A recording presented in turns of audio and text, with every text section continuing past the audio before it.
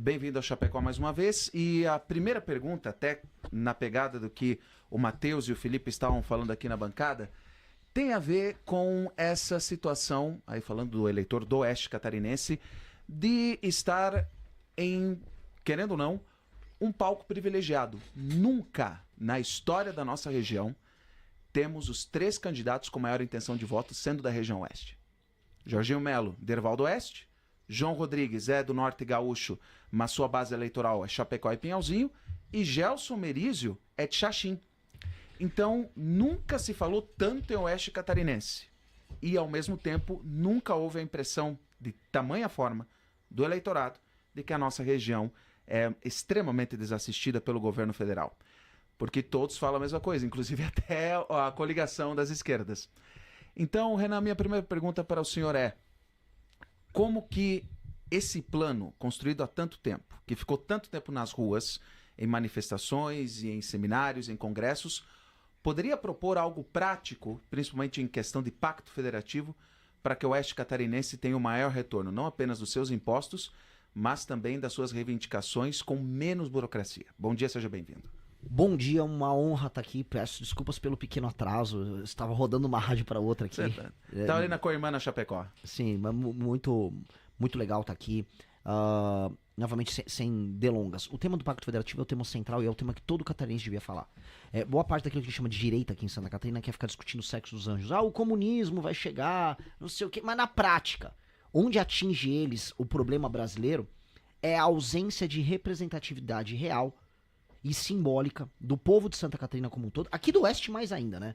Vamos falar a verdade, na propaganda oficial do Brasil vocês nem existem.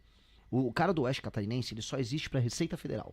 É o único órgão do governo que vai olhar pra vocês. Ele vai olhar pra vocês e botar uma mão no bolso de vocês. De resto, vocês não existem. Vocês não vão aparecer em nenhum tipo de propaganda oficial. Vocês não existem como representação do Brasil. E, paradoxalmente, vocês são daquelas ilhas do Brasil de sucesso, né? Vocês são uma parte do Brasil que dá muito certo.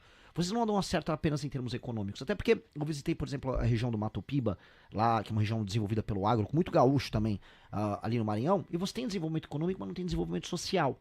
As cidades são muito ruins de se viver. Aqui você tem as duas coisas ao mesmo tempo. Você tem uma cidade baseada em confiança, um estilo de vida que é bom pra criança, é bom pras famílias, e ao mesmo tempo você é altamente produtivo aqui. Então, aqui tinha que ser base para que o Brasil se inspire. E vocês não são, nesse sentido, base pra nada.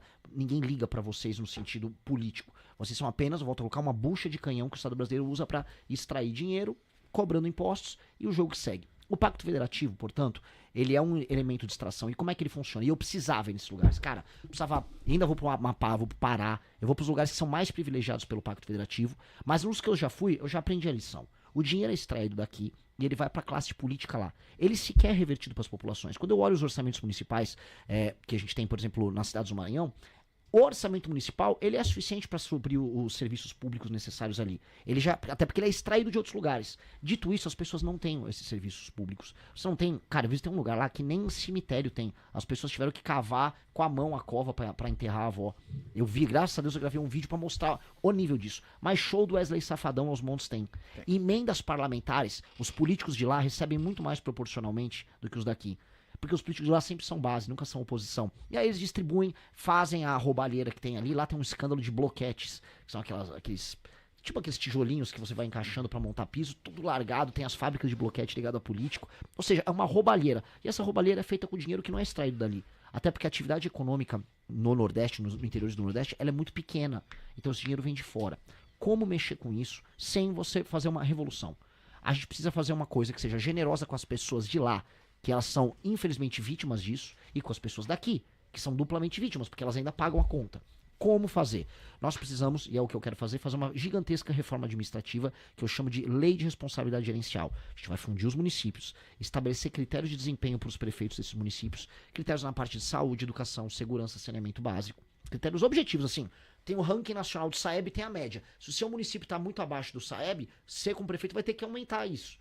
Se vira, se pica. Aí você vai ter uma determinada pontuação. Se você não atinge essa pontuação, você fica inelegível. Aí não adianta comprar voto, não adianta desviar emenda, não adianta fazer show do Wesley Safadão. O que isso vai gerar? Uma das obrigações centrais é todo município no Brasil tem que aumentar a sua atividade econômica. Esses municípios, aumentando a atividade econômica deles, vão arrecadar lá.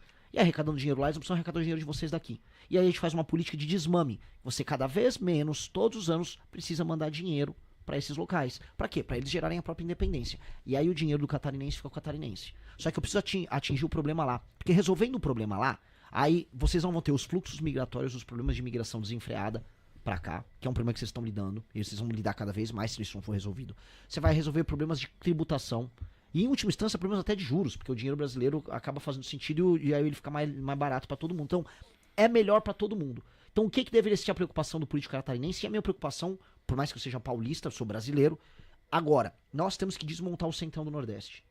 Nós temos que... Porque lá, né, especialmente nós do Nordeste, lá é lá que o seu dinheiro tá sendo mais mal usado, é lá que você vive as consequências negativas desse pacto federativo, é lá que rola esses fluxos migratórios para cá, e é lá que há essa distorção na representação política, em que vocês mandam muito menos. Então nós precisamos de uma presidência da República que resolva lá. Resolvendo lá, aqui, a real é, vocês ficarem com o dinheiro no bolso, e o governo estadual também, o governo estadual aqui vai fazer as próprias estradas, como é em São Paulo. Em São Paulo as estradas são todas estaduais, não precisa ter estrada federal em São Paulo. Então vocês resolvem suas próprias estradas aqui, vocês resolvem sua própria logística, vocês têm a grana no bolso para tocar, que é o que vocês já fazem. Sem ajuda federal, vocês já estão tocando um modelo de vida, vamos colocar aqui, superior à maior parte do Brasil.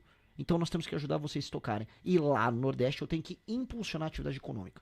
Tá? Porque senão do jeito que tá, não vale a pena e o Brasil vai se separar. Eu tô sendo bem honesto. O modelo atual do Brasil não vai dar certo, uma hora as pessoas vão se odiar tanto que você vai simplesmente fragmentar o país. Então ou resolve isso ou o país acaba.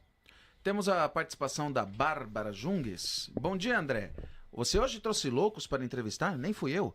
Cracudo, matar e as famílias dessas pessoas? Isso aí jamais se elege. É a opinião de muita gente quanto a isso. Perdão, Renan, que a gente tá falando eu não do bloco entendi, eu passado. sou um cracudo? Não, da pauta que a gente comentou sobre segurança pública, vossas propostas para a segurança pública. Falamos muito de Estado, falando de plano de governo presidencial, qual seria a sua ideia quanto à segurança pública? Imposição da lei e da ordem. O Brasil... É um LGO.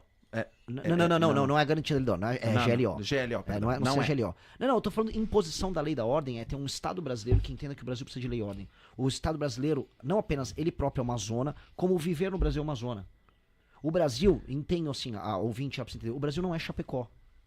O Brasil não é Chapecó, o Brasil é Caicó, pra rimar, entendeu? O Brasil é muito pobre, andar nas ruas não faz sentido, o crime toma as cidades brasileiras. E o crime, ele está em muitos termos. Porque uma sociedade que não tem lei e ordem, ela não tem confiança. E aí a ausência de confiança vai se dar na pessoa que picha o muro da tua casa, que joga o lixo na rua, que bate em animal, que anda com a caixa de som no meio do ônibus, que se apropria das praças, é um morador de rua.